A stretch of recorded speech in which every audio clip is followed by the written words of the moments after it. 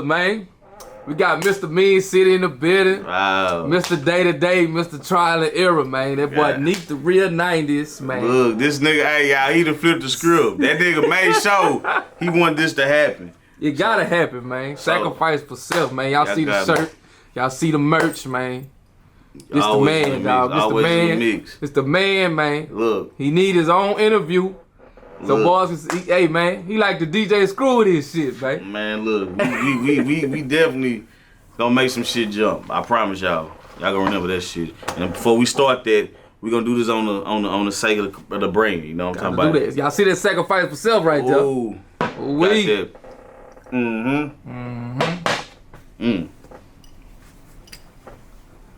Yeah. So before we get started, man, where you from? What you rep? This nigga. What side of town, man? Alright, y'all. I am from the north side. Spring, Texas to be exact. 77373. The whole goddamn Cypress Wood from 45 all the way to 1960. I stayed on everywhere in Cypress Wood. So that's where I'm originally from, you know what I'm saying? But my people from both sides of the family all over. So I ain't too far from nothing. You know what I'm saying? So how was it growing up in Spring, Texas, man? Tell everybody about Spring, Texas that don't know nothing about Spring, Texas. Anybody that don't know what Spring, Texas is, that is a suburb area outside of Houston. But where I grew up at, it was right by 45 on back. So everybody know, if you know anything about Green Gate, Burning Wood, Timber Run, One Westfield, like you already know, dog. Like we people don't know, man. Spring is like an immigrated hood, dog. Everybody passed through there, you know what I'm saying? So a lot of niggas be meeting niggas through, like niggas be coming through Spring. Don't let certain niggas fool you, dog. Like, ain't nothing wrong, but like I say, Spring was actually cool, you know what I'm saying? Yeah. But as I got older, more shit kept happening in the sense of like niggas moving in and more shit going down like that. But for the most part, I mean, it really wasn't shit. The average shit you go through anywhere else. You know so what would you say? What would you say people don't know about Spring? Don't know about it? Yeah. Everybody come through it like it's one of them things like it's where you want to live, you know what I'm saying? It's where you want to get a house at and shit. Yeah. You know what I'm saying? But at the same time, it's like you got apartments. With apartments come, you know what I'm saying, like the government, you know what I mean? We got a lot of, you know, what they call it, housing and shit. Like, it's a few housing little areas in Spring, so you already know when you mix that shit in, blacks gonna come, Mexicans, so it's like, it's just the immigrated place, bro. Like, on the cool, like, it's like damn like a meeting ground. Like, nobody can't, like, if you coming from anywhere in Houston, it ain't like you gonna come out to Spring and just, like, claim Spring. It's an open land, in the sense of, like, in that nature with the hoods and shit, but shit, I ain't had no problems in Spring. Yeah, no problem. None. Well, you know, nowadays Spring is on the news, man, and the high schools and everything. Yeah, Spring High made the news a couple years back. What you think about that, man? Man, I just feel like I say, man, it's an open man's land, like, in the sense of, like, nobody gonna really just claim Spring in the sense of, like, a hood in a sense. So, of course, you got everybody coming from everywhere. Yeah. So, like I say, it turned out to be what it is, but I'm saying I wouldn't knock it. I would still like get a house built in Spring. You know what I'm saying? We can't take that away from it. You definitely have a peace of mind, but at the same time, don't get it twisted because a lot of people is moving in and it is becoming different from how it was. You know what I mean? So that's how that So goes. what made you get into directing? Directing. What made you want to be a director or writer? Bro, the funny part is nobody grows up and say they want to do that shit. Nah. So, I think it started off with me just being a fantasizer, man, being a dreamer. You know what I'm saying? I always loved movies, but I didn't really understand what it was, though, that was making me like it. Because it went from we all had our favorite movie, we didn't act and shit like that. Like, when I was growing up, me and my pops used to do the Boys in the Hood role. Like, he used to actually, from what they tell me, we used to play that role out when Ricky got shot and shit. So, I've been fucking with movies forever. Yeah. But it was a level to it. It went from me liking to watch it to me wanting to act. Me wanting to act to me to control the movie. And, you know, when I was coming up, social media really wasn't no number one thing. So basically, if nobody wasn't picking you up, or you ain't know nobody, like, it was gonna be hard to do the movie shit. But as I start growing up, and as time went by, the internet became strong, and I started realizing that's an avenue how people do shit. So once I started seeing niggas do skits, matter of fact, yo ass nigga, you was, before you got a social media, you was showing me shit, little skits and shit from Facebook and shit. Now you used to amuse me, little skits and shit. I'm like, bro, so it came to the point like I could do that shit too. And then when I kept doing that shit, like, each step got to the point where, like, okay, you can actually do this. But I think the groundbreaking point is I really want to say Conflict. I was in a small little movie called Conflict that was written by School Business. Yo. You know what I'm saying? He wrote it for like some school shit. And when I actually seen myself on the screen like move with a real camera, it was over. So like I just applied it more. And then when we did part 2 to it, like I was more anxious than him.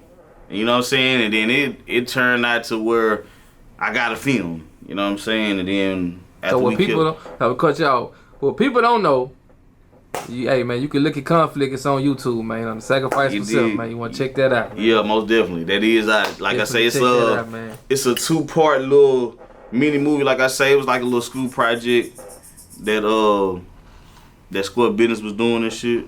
Yeah, okay. That Square Business was doing, and we made 2 parts to it. Okay. But it was really, like I say, it was some school shit. So it was like some shit he was doing for a project. So he didn't really have time to really stick on that and blow it up because he had to finish the school shit or whatever. All right. Speaking of Square Business Media, man. Yeah. I see y'all do a lot of projects together, man. Y'all grew up together, man. What's the relationship between Sacrifice for Self and Square Business Media? All right, so I've been knowing K since like 4th grade and shit. And back then we was just on bullshit. Like we were just kids. We was wrestling niggas. We was liking wrestling and everything. So we was fucking around. And then it was a time where we kind of went our separate ways. Believe it or not, we went our separate ways at one time. Yeah. And then after a while, like I say, I think what really sparked that to what it is now is I think what that last one, the hurricane was, Harvey. Harvey or yeah, it was Harvey. Now that's what it was. It 2017. Was, right. Mm-hmm. It was Harvey. He had hit me up and shit, and he was telling me he was shooting music videos. I kind of was like, okay. I was like, never mind this shit. I'm like, okay, whatever. Like, you know what I'm saying? I'm thinking some shit he's just trying out. Yeah. But he kept doing this shit, and he was like actually networking with another little brand and shit. That's not me. Nah. He was networking with another little company and whatever. So okay. He was actually getting that shit going, bro. And I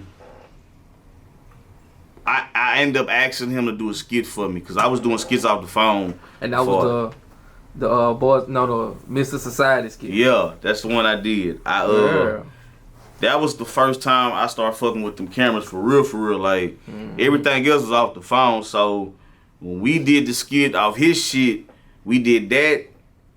We did a Miss Society one. Then we did this rapper shit, some little funny little hood shit or whatever. Is that on YouTube? What's that?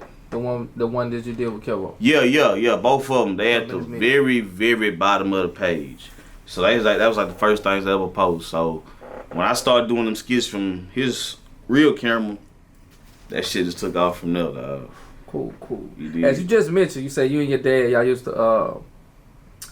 to reenact Boys in the Hood. Is that your favorite movie growing up? That gotta be. That gotta be in the books. I mean, before Boys in the Hood, it was Colors.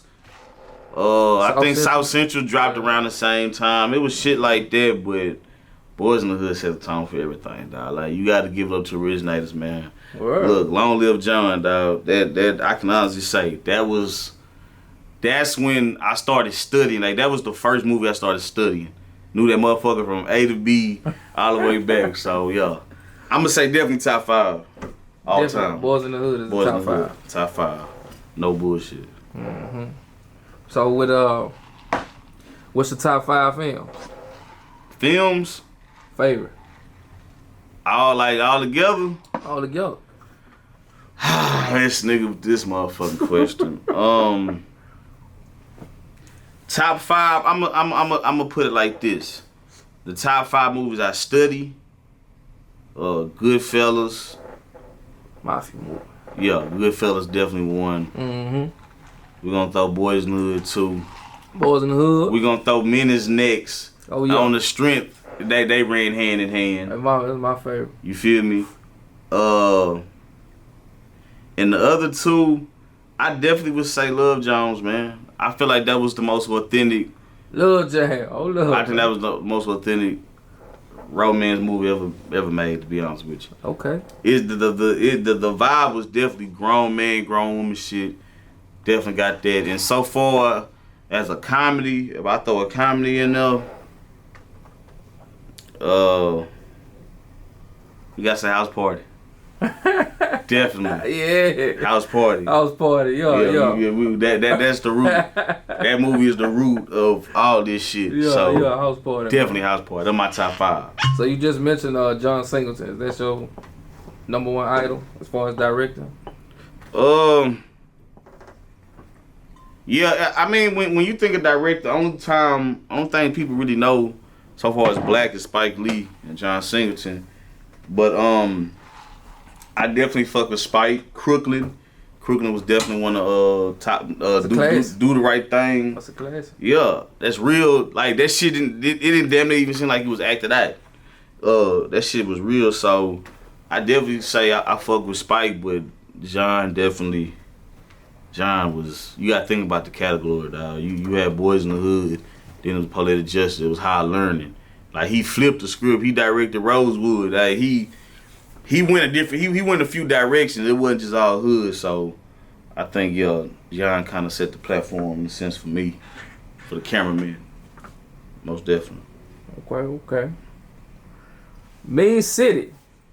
Motherfucking Mean City, Mean Texas. City, man. What was the hardest part about filming Mean City?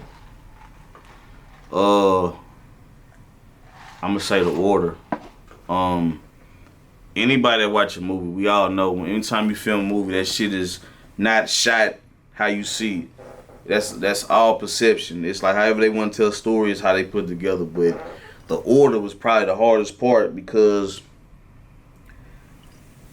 Mean City really wasn't a movie at first. It was a show. Mm-hmm. So when I had to really realize I didn't want to fuck with them shows no more and had to make it a movie, it was already like probably 6 episodes out at that time, but putting that shit together, dog, in the order is gotta be the hardest. But it shouldn't be too hard if you have this shit written out. Mm-hmm. But let's talk about the vision. Yeah. The vision that you have for Mean City. Did everything plan out that way that it was supposed to? That's actually a good question. Did you think that Mean City would get that high? I'm gonna say this.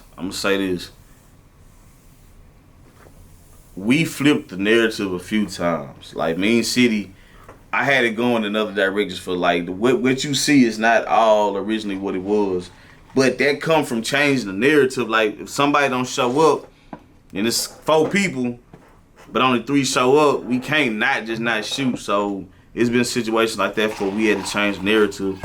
So that's what made it kind of difficult too, because now you done ran this way with it. Yeah. Now you gotta. You know what I'm saying? Because the hardest thing is bringing people back. Mm-hmm. Once people do their scenes, it's like, if they're not dedicated, it's hard to really get somebody to keep coming back. So that's my number 1 advice. If you're going to make a movie, you got to know how long it's going to be, and you got to plan that shit out. And that's a fact. There ain't no way around this shit. So you saying that you didn't know how long it was going to be? You were just... Nah, because we shot Mean City in 8 months. If you go do the homework, we shot it in 8 months, and after that 8th month, we put it together, added an ending, and that was that. That's why I liked it. I like that Mean City was just really a 1-part thing. I think that's what made it. Even though it was long, that shit was long as a motherfucker, but... Yeah, I see some comments, man. They say that's a long-ass movie. Yeah, them niggas. But they watch it, though. But it's like, I knew I wasn't going to really pick up from it. Like in a sense, like I knew that I wanted to make it like I'm saying, like if you ain't never heard of a Boys in the Hood 2, Men's Society 2, you know what I mean? Like I feel like I don't think they need to mess I don't think 2s are really necessary. So unless like an action or comedy, action that's the only. Well, I ain't gonna lie, Taken was good too. Taken had more than one little sequel. But it just depends on the genre of film that you're doing. Just go by 1 and 2. You know what I'm saying? Okay. So let's talk about Day to Day, man. Day to motherfucking day, man. Yeah, man. Y'all see that's inky. Oh, that's man. in the excuse the sweat. Say, look, that's a hit movie. Oh yeah, Day to Day. Everybody love Day to Day, man. What's one thing you wish you could have added to the show? Added to Day? Added. Only thing I really think I could have added was I really just didn't like the fact, like I really wanted to present Day to Day as one whole project. Now that I go back and look at it, because when we actually made Day to Day the movie, people thought we were starting with some whole brand new material. And it was like, nah, because the storyline was actually, it was a live little storyline, so it wasn't no sense of leaving the episodes as is and starting brand new. So that people, I got that a lot too. Like, nigga, all you did is add the parts together. We added, it's like we remastered the shit and we had an ending to it. And that's what's bringing Still Clocking back in the picture. In both Mean City and Day to Day, you mentioned the Houston crime, the Houston homicides. Right. Is that originally what the movies are made for, or you just? Like I said, if you go back, for the streets of Houston. Right. If you go back, like I say, I didn't have this shit at the beginning. I think Mean City, that was more about just going through the neighborhoods, riding, having everybody see the real city. Like, it's like when you see somewhere that you're familiar with, it just bring more to it. So far as how the news clips and all that shit start getting in, it was like we was really filming. I think the one of the first scenes I knew we was bucking is actually the same nigga we all did. It was me, you, Big Herm, and 20 bands. We didn't have no fucking location for that part. This nigga needs listening to this nigga. We just drove somewhere in Fifth Ward, like, hey, we gonna shoot this shit on this back street. We not having no, like, it's really we know where we at, so it's like, you know, at this time of hour, what predicament you putting yourself in. We just, when we did that shit, that's when I was like, okay, we really just doing what the fuck we want to do. Cause we had no business doing what we was doing with them props in that neighborhood. We was really just bugging, so that's really how a lot of that shit got shot. We ain't had no permits or nothing. We just picked a spot. If niggas knew somewhere they wanted to film, we got in that hole and we filmed it. It's just raw.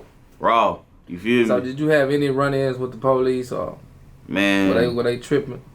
I'm gonna say this. I didn't have no run-ins with the laws until we made Day to Day. I don't think we even had, as much as we did in Mean City, we didn't have. That's why I felt kind of, I ain't gonna say invincible, but I felt like I wasn't get fucked with. Like, we shooting a movie, but Day to Day, man, the famous story I always tell, the scene where I was shooting at Gucci. Listen, if y'all go back and watch this shit, that wasn't my best, because the whole time I was doing that scene, them laws was looking dead at us. So Niques was holding the camera, I'm holding this fucking prop gun they already thought was real. They didn't put a nigga on the curve about it.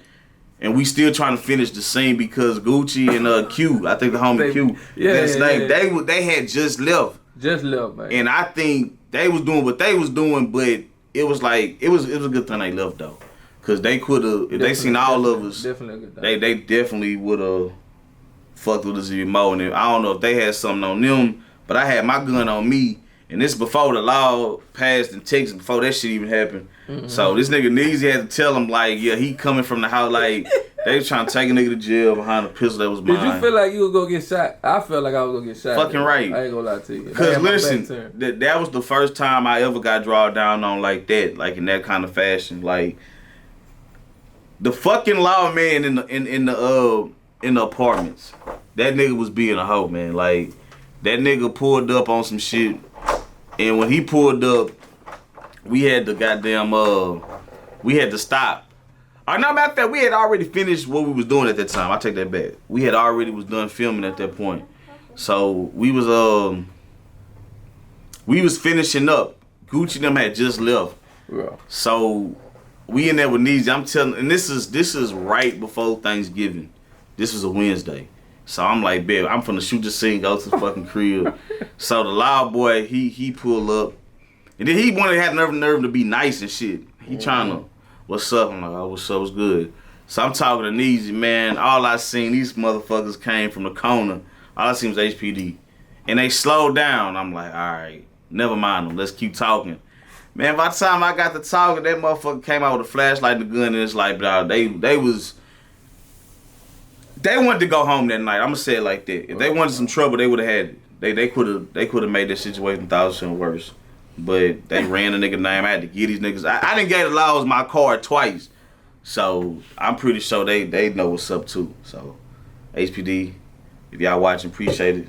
Make the views go up. We gonna keep it in. Mm-hmm. In like Mean City and Day to Day, you played 2 characters. Right. But they both are different. Right. With Mean City, I felt like I had to come in like that because originally, I always wanted to do my own little gangster shit, but yeah, I knew I couldn't be the main character. It's like, it's believable, but it's like, nah, like, you need to get somebody that's more hand in hand on with it. Yeah. Like that's in a sense like they really gonna believe it off the muscle. So I said, okay. So for the longest I was getting on some gangster, I was trying to come up with a little gangster little movie, but niggas wasn't on it at the time. So when we got to Mean City, I knew I had to kind of relate to the character myself. I really didn't have a job either. When that little role I was playing, like, he got fired, like, for real. I really had got fired on some shit, and I wasn't working. So that's why Mean City was coming fast too, because I had just started working. So I had to come in that role, and when I died, I felt like it gave me the opportunity to get back to the camera. So I feel like it was necessary to kill myself out, because it's always the nigga that ain't doing all the shit that they get killed usually. Mm-hmm. So I did that. Now with Day to Day, I'm a real. You just mentioned you was spraying up Gucci, man. Man, look, I'm a real. You was snorting cocaine and everything. Look, the whole perception I was trying to create was like what's my man Jack Nicholson in The Shining type shit. Like I kind of always wanted to like play like a devilish type of Joker type nigga, but I didn't really I can honestly say I didn't get a chance to perfect the character all the way how I wanted to, but the illusion that he did drugs kind of fit, you know what I'm saying? I ain't had to do too much because the drug is what make it seem like the nigga, that's why he doing all the shit he doing. That's why he raw. You know what I'm saying? So I definitely fit the narrative with that, but I want to do it all, man. I'll play Loverboy if I have to, dog, you know what I'm saying? Hey, man. So what you like more, doing the directing or the acting part? Man, I'm gonna say storytelling, directing part, the person behind the scene, because the acting shit is cool. It's actually live. It's like you are portraying something that you're not, and I guess you can sense. But to make it believable, that's a talent. So I think we all had our little moment where we wanted to, be on the Denzel mode or the Lorenz Tate shit. Like, we all had our little moment. We wanted to be serious and shit like that. But I mean, I think the directing part, that's the best. I like that. I like that the most. Storytelling. If you master that, man, you can tell anything. That's definitely what's that is for that. Okay, man. Let's talk about Trial and Error. Yeah. Trial and Error is different baby. from Mean City and Day to Day, man. You got a romantic film. Definitely. It's nothing. It don't have nothing even tied. Like, you know what I'm saying? Like, we got situations like where we can make it serious, but Trial and Error was straight for the ladies. Like, we tried to really flip the narrative with that. What inspired that film? To be honest, the day we had dropped Mean City, June the 21st or some shit, like the very next day, the Monday, we dropped Mean City on a Sunday, Monday. The very next day, my boy D came over. He was actually in the movie Mean City too, and we started writing a project he wanted to do, which actually was a live little project that we still gonna do. He was doing his shit. Man. Man, Shop 369, man. Yeah, man. Yeah. He got the glasses too, man. Yeah, he gonna have the glasses, all that shit. You gonna look fly fucking with him. Yeah. But he came over and he had a little project he wanted to do, and like I say, it was more like some deep shit. Mm-hmm. So we started off, but we really didn't have a cast for what we were trying to do for that project. So I knew I wanted to make something for the ladies, so I kind of like, all right, I'm gonna make a love story, but I just gotta find a concept. Yeah. And my kinfolk Biz, he hooked me up with a female that he knew. Biz, man. Yeah. And he get it in. I fucks with him. That's family. He was telling me about a female that he knew that she had wrote like a little love story or some shit. So the female, I linked up with her, and I liked the little shit that I read that she had wrote on Facebook, the little story, little line she wrote. Okay. So I got with her, and she wrote the part 1 and 2. Like I say, Trial and Error was a web series. She wrote part 1 and 2. I just directed it and added on to it because it was really too short. Mm-hmm. And she ended up getting busy with what she was doing, and I had to continue it, and it became what it became. Trial and Error, that must see. Man, where is Trial and Error, man? Where is it? Yeah, it's not man, on they YouTube. took it off YouTube as of right now. The way I look at it, we just gonna end up remarketing the movie. So they took it down on the strength of a sexuality. That's all I can say. Yeah. Cause they made the movie 18 plus at first. Like you had to be 18 and older and have an account so they know how old you is. Mm-hmm. And then they fucked around and actually took that shit down. So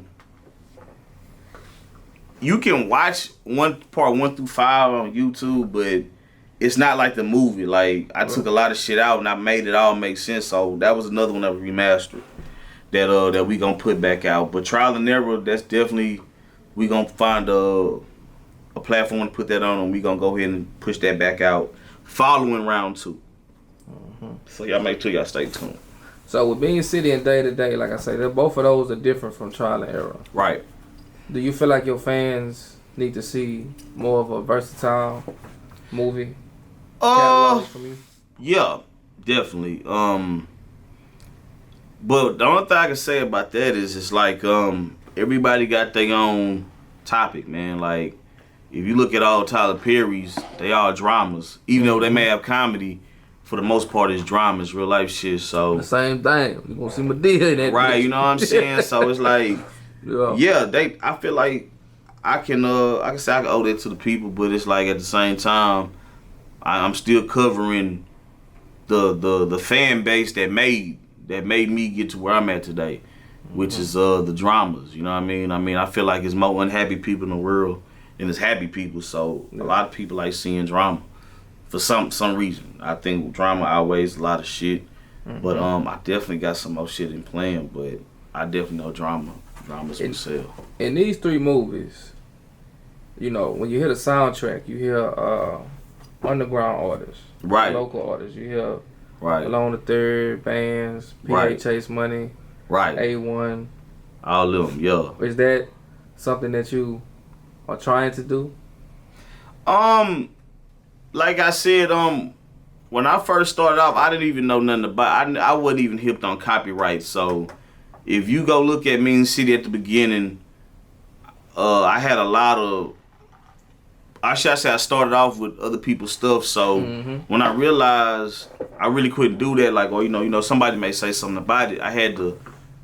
It kind of made me look at the independent artists that was involved in the movie. It kind of made me go to their music, like for real. Like I may hear certain songs from certain artists, but when I was into the movie, I had to really go do my shit. And when I did it, it's like everybody was jamming. I think the main 3 artists I'm gonna say all the way from Mean City, The main 3 artists you gonna really hear is Alone the Third, P.A. Chase Money, and Double Bands. That's really all y'all gonna predominantly hear, and then y'all gonna hear a certain other songs periodically. You feel me? But for the most part, I think that's what made the movie live. Like, and that's what made the people go fuck with their music even more, because they heard something that they didn't hear at first. I see a lot of comments that say, "What's that song at such and such? What's that song at this? And what's that song at that, man?" It made me feel wonderful. So I can imagine how the artists feel, because it's like when you think of just me and you, what's Tony Tom? You think of Boys in the Hood when he was getting fucked off, like, you know what I'm saying? Like certain songs, you just go hand in hand with the song. So I mean, the song go hand in hand with the scene. So I feel like a lot of shit we did, it went hand in hand. So by we using the real independent art, and everybody that music I use, like I really like know niggas, like, you know what I'm saying? Like I got niggas numbers, so it's like it was easier to do it. Like, there was a couple songs a few times that dropped before the movie even. Like, they didn't drop the single nowhere else. It just happened to fall in the movie before it fell anywhere else. So, I feel like that shit was genius. Yeah. So, shout out to everybody. Everybody ever let me play some shit for them. I feel like y'all niggas don't even understand what y'all did for me. Like, y'all have to keep that music going because it go hand in hand with the song. Like, you can try listen to a motherfucking, watching a movie without no volume or no music. It's not gonna be the same movie. So y'all keep doing that. Y'all keep dropping that music. So let's talk about Cinco Lion, man. Cinco Lion, horror and comedy film. Right. So when is that dropping, man? When Cinco Lion dropping, man? I'm officially say the 15th. The 15th is when it's dropping. It originally was the 5th. But with Cinco Lion, I think Cinco Lion is actually one of its kind. Like, I think the cast members that was used for the topic was like nobody's ever done that. I don't ever think ever. No, I know for a fact not in Houston. Like how we end up doing it. It was actually, like I say, it was based on some true shit.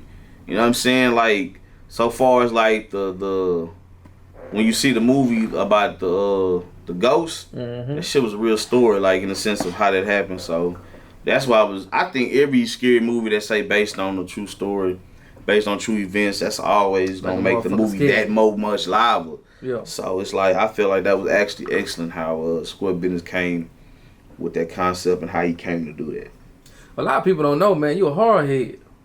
Yeah, man. Hey, look, that's why I said I always had a vision to do like a Jack Nicholson or some shit, cause it's like I feel like Crazy Men.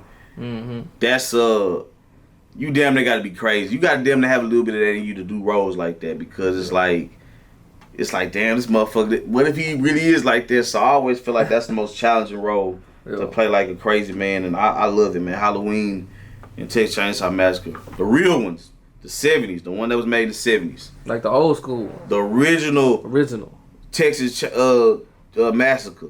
When the kids they was taking the trip, they bumped to the house, all that, like that shit. Hills Have Eyes, the real one, 1977. Michael Myers, like, I ain't gonna lie, if it ain't had Jamie Lee Curtis, I ain't keep up. Jamie Lee Curtis, the original. So every Halloween she was in, I seen. I love that shit. Matter of fact, shout out to Uncle Mike. You know what I'm saying? We got it on that end, man. Halloween. Yeah, Halloween. You know what I'm saying? That was my favorite shit growing up. Well, we got a lot of people that copy, a lot of fakes. Let's talk about Nique OG Sundays, man. The OG page. OG page, man. You got a lot of content that's dedicated to the 90s, to the OGs, man. Right. What inspired that page, man? Man, that was... And then you Nique the real 90s, man. You hard on the 90s. Right. The OG Sunday shit, so... I had got social media in 2017. That was the first time I started fucking with social media. So...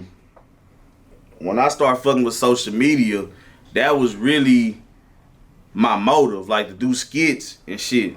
But I also wanted to post a lot of original shit. Like I posted Murder Was the Case with Snoop. Like, niggas really didn't see that shit. Wow. So I was like posting that shit on my regular page, and people really wasn't fucking with it, like talking about, you know what I'm saying? Like, they was fucking with it, but not too much.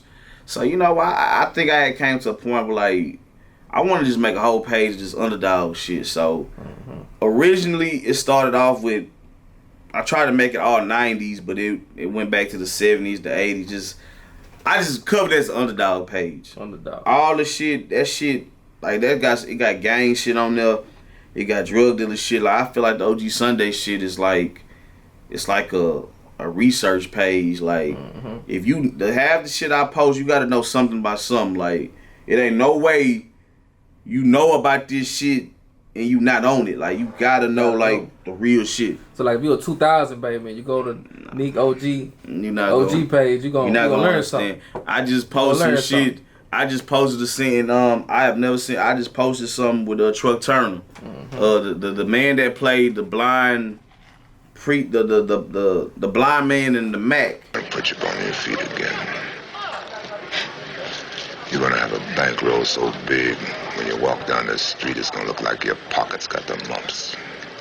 My guy Paul Harris, he was in Truck Turner and had a live little role that I know niggas wasn't even seeing that shit. So yo, if you a new motherfucker, like, you ain't gonna really know too much what's on that page. Now, I do keep certain shit informative. Like, sometimes I show some recent shit because it's like it's under the underdog type of thing. But do you feel like you're an underdog in Houston? Or just underdog, period? Most definitely. As a person, I'm an underdog. Me personally, I really feel like you made a lane for a lot of underground people as far as the music. You made a lot of people stars, man.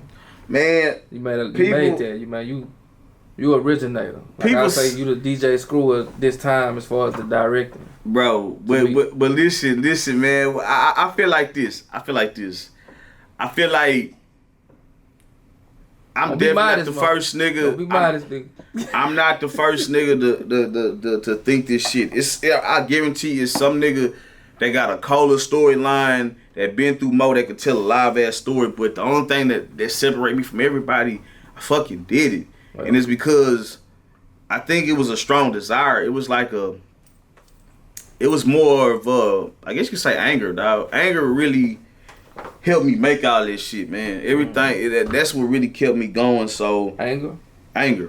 I think because like, to go back to what you were saying, like, hell yeah, I feel like I'm underdog. I feel like I didn't took a lot of losses. I done looked out for a lot of people in life in general that would never look out the way I looked at. Because I feel like when I look out like 1,000%, no bullshit. So hell yeah, I feel like I'm an underdog, bro. But I had to learn how to embrace that shit. Like, if you underdog, you underdog. And another underdog gonna recognize another underdog. And it's like, when niggas come together that's underdogs, and they come together and accomplish shit, it's scary, really. So I always felt like I had more to offer. That's why I feel like I can tell these stories a certain matter. You know what I mean? Everything I put in the movie, I didn't live that shit. Like, I don't think none of us just lived everything that you're gonna put in the movie. You know what I'm saying? But I know for shit show, I know enough about life to where I can make shit make sense, and I can definitely put a message out there. So I can honestly say, like, you know, like one comment said that Mean City or that shit was. That was black ignorance at its most. Like, somebody said some real crazy shit. Like, we beat Menace and shit. Like, bro, at the end of the day, that's why the news clips came very vital with the shit. With the shit that's because going on. That wasn't no make. Like, Houston is, bro. This is one of the wildest seasons that's going on. Like, in this time frame, for real. Like, we that ain't no bullshit. Like, it's really like some crazy shit going on. Like, you shedding a light on that. It's not just some shit you just made up out your head. Nah, man, that's why I be trying to tell nigga, like, storytelling. Like, that's all that shit, like, the shit that we put in there, like, people don't think cartels are real, bro. That ain't no shit you see on the internet, on the movie. Like, cartels are real individuals. The kidnappings, like, in Mean City, when she got kidnapped, like, that's some real shit, bro. Like, niggas is, like, doing the most unthinkable shit. You know what I'm saying? And your character ain't making no better, because, like, everybody... You know what I'm saying? I'm gonna say, like I said, between you and Gooch, man, y'all niggas are like them niggas, they look forward to doing some crazy shit. So, yeah. And I'm like, it's a real Neezy. It's a real Gucci. For real, in every city. But predominantly for shit show, Houston is definitely wild west. Since you mentioned that, as far as the clips and stuff like that, in Main City, you dedicated it to Craig. Long live Craig. Matter of fact, we go to that. Hey man, long live my nigga Craig, man. That's my family. Rest in peace, Craig, man. What happened to Craig? He got the car wreck. We both got in the car wreck, and he was driving or whatever. We was on the way from kicking it. We wasn't doing too much drinking or nothing. We had a drink or two, but my nigga fell asleep at the wheel and he hit a tree and he got ejected from the car. And I was asleep when this shit happened, mind you. So I woke up to a wreck. So I got all this shit right there or whatever. That happened in 2011. And he didn't make it and I did. And as crazy as it sound, bro, people tried to blame this shit on me, my nigga. People really tried to. It's a few people that really felt like that was me, you know what I'm saying? Or it should have been me instead of him and all that old fuck shit. Like, yeah, I done heard some slick shit, you know what I'm saying? But for the most part, I feel like niggas just mad because I was the last one with him. I feel like I was connected with him in a whole nother way a lot of people wasn't. So I was with him till he took his last breath, you know what I'm saying? Do you feel like that was a turning point in your life? How old were you? Because you were young when that happened. I was 20, going on 21. Cause that was one of the jokes he said, like, hey bro, you finna turn 21, dog, you got a bottle of liquor. Like, you know what I'm saying? Cause we was drinking niggas. Yeah. That's what that nigga told me. And he didn't make it, dog. And he died before I turned 21 and did that. And I dedicated the shit to him because I felt like that was my nigga, dog. That was like it's nothing I couldn't tell that nigga, dog. And it's like, he was one of them niggas, bro, like, it was unbelievable. Like, when he died, like, you would never think he'd die. Like, it was one of them type of things. So, he passed or whatever. I dealt with all this shit, and I ain't gonna lie, I wouldn't even say it was a turning point. I think I got worse. Nah, got worse. I started drinking more. I popped pills and shit. I wasn't even depressed about the shit. Like, I think now that I'm older, I'm more traumatized by it now without me knowing. Like, certain shit I be noticing, like, get moody or certain shit that come to me. I think, like, now that I'm older, it's actually kicking in on what happened. And he really gone and shit. And it's like, I think at times, sometimes I get traumatized by it. But I don't even think I be traumatized. But when I just be looking at certain shit, be like, bro, that shit probably fucking with you. That's why you be acting like this and that. But I mean, for the most part, I mean, I love him and everything I'm gonna do from here on out, bro. That nigga was definitely hit his time. It's gonna be definitely dedicated to Craig, man. Love that nigga. And he definitely would have been part of the projects, right? That nigga would have been trial and error. That nigga would have been trying to, he really would have been like the D. You know what I'm saying? He really would have been him type shit. My nigga D in there, but yeah, man, we gonna live it for him, man, and everybody else that fell along the way, dog. You know what I'm saying? I praise the homie DJ, my nigga Day, man, everybody that's gone, bro. You know what I'm saying? So, what's up with the live from the porch, man? The live from the porch. You just talking to yourself and let people know real shit. Man, I look at it like this with live from the porch, bro. I really wasn't an outspoken nigga growing up. I kind of like developed this talking shit as I got older. I was shy growing up, bro. Oh, that's crazy to say. I was, so I feel like that's why I say go back to being an underdog. I be feeling like I got a lot of real nigga shit to say, so I feel like I'm not finna wait till I get a documentary or this and that. I feel like some of this shit, like Thug be saying some shit because it be some real shit, but he be talking that shit from the phone. It's like sometimes like you gotta reach out, like you don't never know what state niggas in. Niggas probably feel the same way you feel, but the niggas not talking. So it's an outlet, internet outlet. So like hell yeah, like certain people go on the internet for inspiration. They really look at this shit for like motive. Like every fucking day they wake up, they follow a certain page hoping that today it say something to make me feel motivated, like more than I was yesterday. Like you know what's crazy you say that, man, because I look at Steve Harvey sometimes. Right. His motivational speeches. But like you say, man, a lot of people look to people for inspiration. So right. Who do you look for? Who do you look at? I respect all the raw talent, man. That's another thing I feel like I promote. I like on top of the showing up for underdogs. I like supporting raw talent. I feel like damn, what's the question, dog? I got twisted. Who do you look at? Who do you look up to as far as inspiration? Man, that's why I was getting to all the raw niggas, man. Like Robin Harris.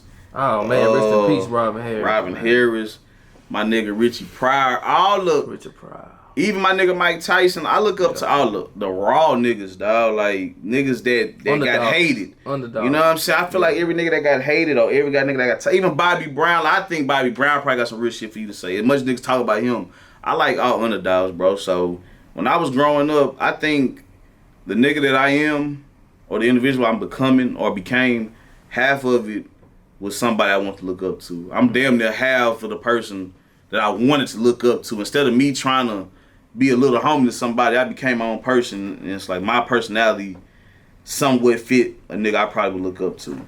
Like, because whether you know it or not, a lot of people looking up to Sacrifice for Self, Nique the Real 90s. A lot of people trying to make their own movies and do their own thing, man. So you're an inspiration to people. Man, that is a hell of a way to put it, bro, and I appreciate that. I just feel like once you know your assignment in this world, bro, you get driven. Well, I think we all had to find ourselves, and if you don't know who you are as a person, bro, it's hard to be driven to do shit every day. So once you find out what you're driven about, that's what's gonna create the desire to do something, and that's all I did, bro. And that's all I see is this movie shit. I'm gonna die doing this shit, bro. So directing is definitely to give you that drive. Yeah, live and breathe that shit, bro. I can't do nothing else if I ain't driving. You know what I'm saying? Taking a load over here or doing some other shit. Like driving is the only thing close thing I can do to a regular job. Like beside that, my nigga, like yeah, like this is some real film or die shit. Like you telling stories through the film, bro. That's all you doing. You telling real life stories. That's why I feel like drama is my topic. I feel like I can write about shit all day. No, I can do more too, but yeah, this definitely my life for shit show. Do you feel like directing is paying off? Not immediately. It's longevity, dog. Or you feel like you're getting what you put in, basically. Yeah, like energy wise, hell yeah. I feel like I give off a positive energy. I feel like I let a lot of individuals do what they want to do to help them bring other people out or do what they want to do. So yeah, I feel like it pays off, but like financially, like I wouldn't recommend nobody to jump in this shit for money off the rip. You're gonna disappoint yourself. You're gonna get irritated. You're gonna run through a lot of relationships because you're gonna be so eager to get money. If you see the longevity in this shit, it's beautiful. Like I ain't gonna lie, like nigga may go to work every day and got more than me, but I wake up in a creative love. Like bro, I love how I live my life, my nigga. Like it's no better life to live. Like. But you have to have discipline. If you don't have no discipline, it's not gonna work. Definitely, when you come your own entrepreneur, you got to know how to have discipline. Advice you would give to the youngsters or anybody that's pursuing. Yeah, man. You got to have discipline, especially if you don't like nobody telling you what to do. You know what I'm saying? If you really want to come in this shit, be your own boss, you got to be open-minded. There's a lot of shit you're not gonna like. And you gonna get discouraged. I say, bro, if you're not your own cheerleader, like it's not gonna work. You can't look for other people for support. Niggas gonna say that shit not right. Like, bro, you have to be seasoned. That's why I feel like you gotta know who you are to do this type of shit. Because you'll get lost if you don't know who you is. Because you'll be trying to search for something that ain't there. So, most definitely. Definitely would say, I would definitely tell a young individual that want to get in this shit, be persistent. Every single day. Driven, that's the word. Stay driven. You gotta find a way to stay driven. When you driven, there's no time frame on that. You know what I'm saying? Every single day you wake up, you gonna get it. Which method do you go through to pick the actors? You gotta get vouched in. I'm sorry. Like, that's the hats out the bag, bro. Like, that's really what it is. If you're not, it's hard. It's like you gotta think about it. We do on-site rehearsing. And we don't rehearse shit. It ain't no meet-up day. Like, whoever feel like filming. All right, bet. We ready. All we gotta do is find location. It's not gonna be hard because a lot of shit we do in the street, especially the day-to-day shit. That shit, that ain't never too hard. But you gotta get vouched in. It's hard to put you in the movie. I don't know nothing about you, especially if you ain't never act. You know what I'm saying? You gotta get vouched in. So basically, if you don't know somebody that knows somebody, or if I don't like, if I go, like, even if somebody didn't put me on you, if I can go to your page, if I didn't see you in real life, even if you don't even got no social media, if I didn't see you in real life and like, I see this person being something, I'm gonna put you in it. I take my own risk. But beside that, man, you gotta get vouched in, bro. That just anybody else surprised out of any of the movies that you didn't see? Like, they surprised you basically in the movie. And like what? In any of the movies, Me City, Day to Day, Trial and Error, Cinco Lion. I think the thing that surprised me was Trial and Error. The way that they got into that, the very first scene we did for Trial and Error was the sex scene, bro. Nobody knew each other. That's the most. Yeah. That's the number one thing that surprised me. How Trial and Error came together, because people can be picky about who they kissing, up under, hygiene, all that shit. So man, I ain't gonna lie, that was very surprising. Dog, Trial and Error, dog, that shit was crazy. That's like I gotta say, that movie, my baby, dog. I love that shit. You love Trial and Error. Love that shit, man. Spontaneous. It's like that's it, man. That's definitely the next move, man. Romance. As a director, what is your biggest issue? Communication. I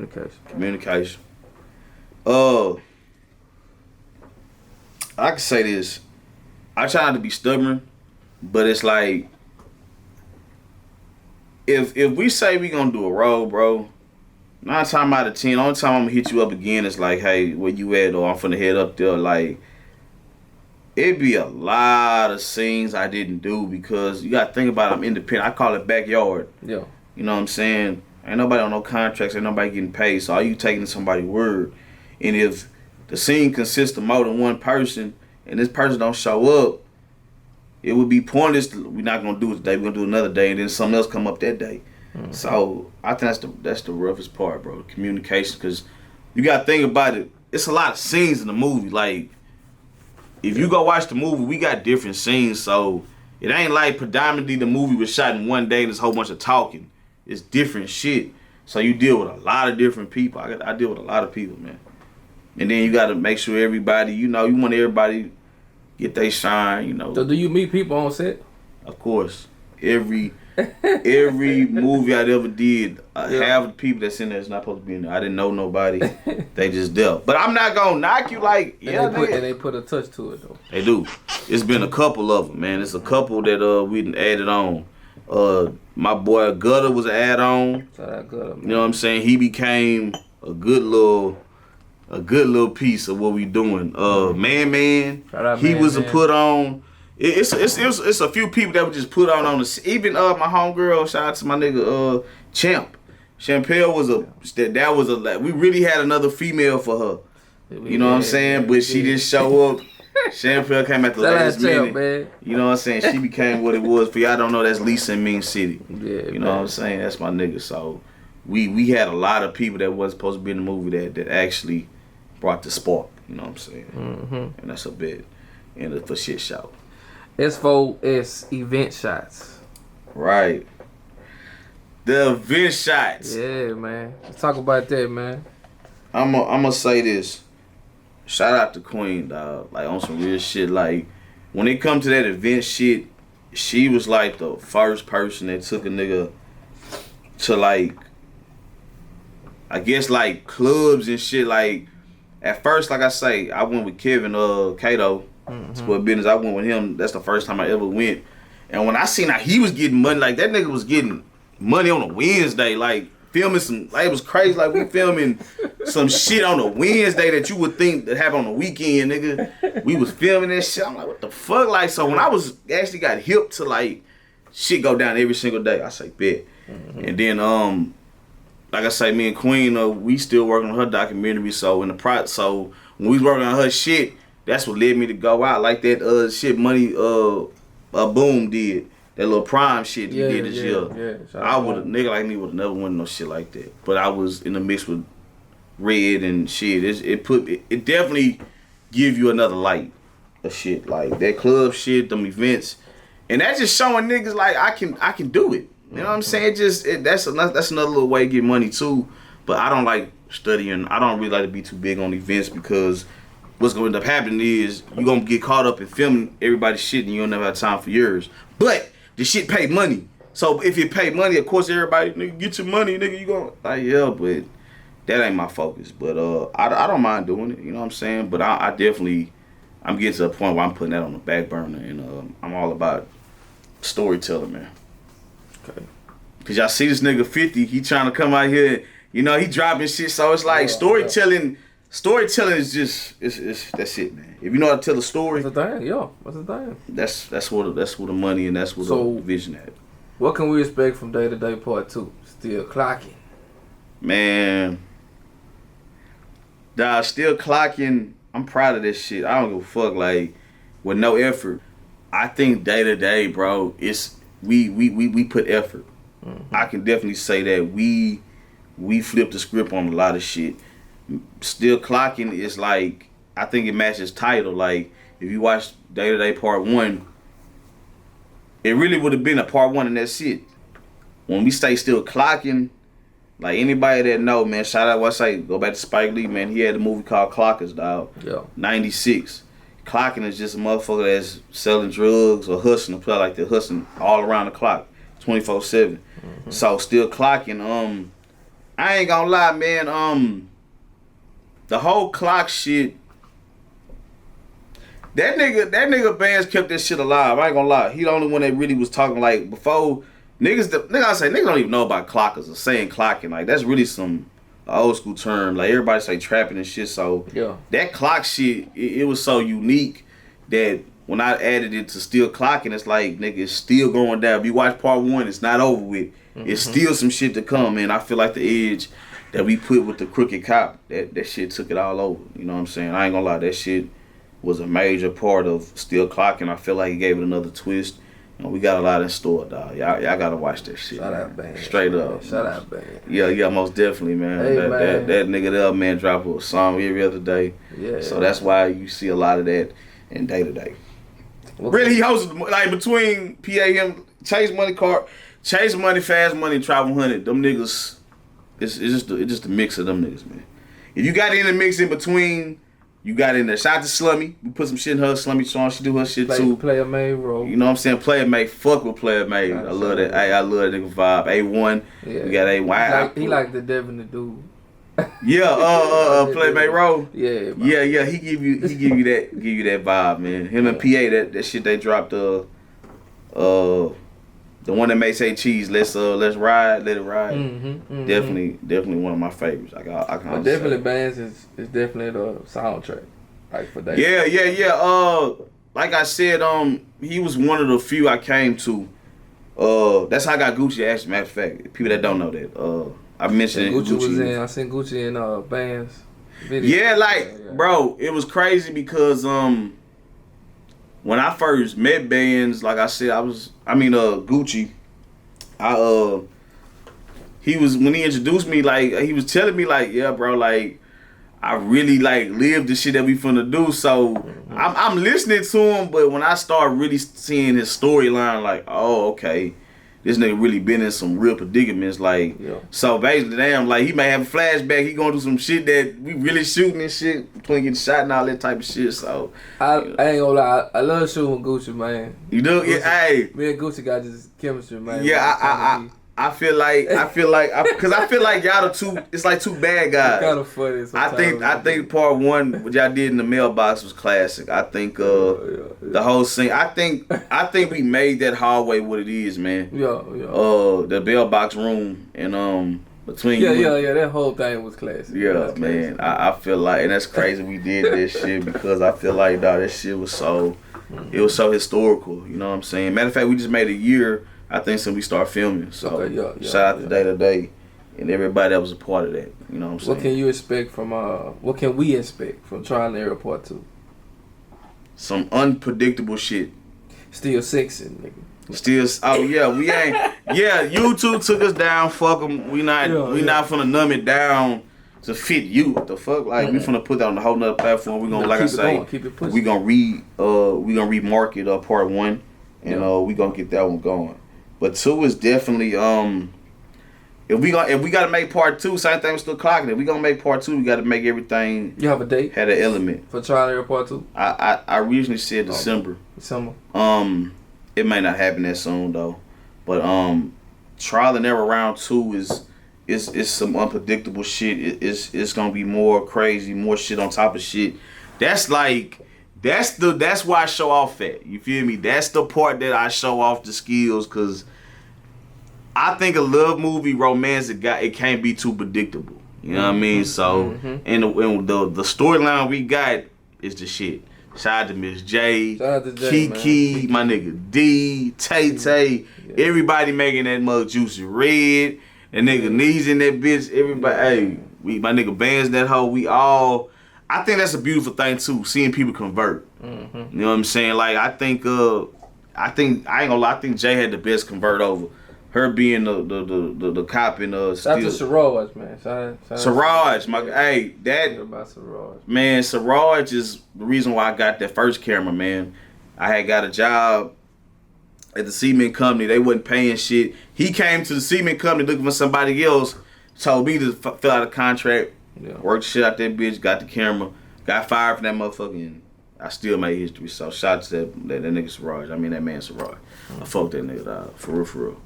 And everybody else that been involved in this shit, man. It's such a long way to go. Content is not even we don't even try for content. That's just the beginning, right? Effortless. Yeah, the beginning, man. It got no choice. Like it show at the end. I don't even think with the rep that we all have built from this, I don't think nobody can stop. It's too much of a demand. It's just about like I actually get paid for the shit, but after that shit, it's going down. So well, like I say, man, I just wanted to give you flowers while you was here, man. Man, I appreciate it. Look, cause DJ the flowers, Nique the real 90s. Man, that nigga made sure he made this. I ain't gonna even lie, I ain't even want to come out. I mean hoodie and everything, but I knew it was overdue. I knew we had to do it, and I gotta know about the man behind the camera. Oh yeah, man. There's always other stories on top of other stories, but we gonna get it in, man. And I'm telling you, like I say, y'all just stay tuned. And y'all stay down for the cause, man. A lot of people will still be here, bro. They would have stayed down, you understand? Stay down and be humble and patient, bro. Most definitely. With that being said, and what's that line you said at the end, man? What's the biggest thing? What's the biggest thing you learned? What's the biggest thing you learned in life? Oh, man. That road goes so many ways. But if we gonna round it up, bro, I think we gonna round it up with the brand, man. Sacrifice for yourself, man. Put yourself first. I think that's the biggest thing I learned in life. When I started this shit, bro, it was a real vision. And it's like everything I done did to this point, it still ain't enough. It ain't even close to being enough. I don't feel no comfort. I don't even know what the fucking Christmas is, a party. I don't really dig none of that shit. I may be in the mix for the sake of an event or something, but I'm really big on putting myself first. And for people that go further in detail, it ain't like you saying fuck your mama, fuck your kids, fuck your girl, whoever that. It ain't nothing like that. It just, you can't do nothing if you don't put yourself first, bro. And you gonna really lose yourself in life and you gonna drown. You know what I'm saying? Most definitely. So put yourself first and understand who you are. You know what I'm saying? Don't be selfless, but don't be selfish neither. You know what I'm saying? You gotta know how this shit go, know how it works. So that's the best thing I can say, man. Put yourself first by any means. You did. And if you know, you motherfucking know. You God damn it.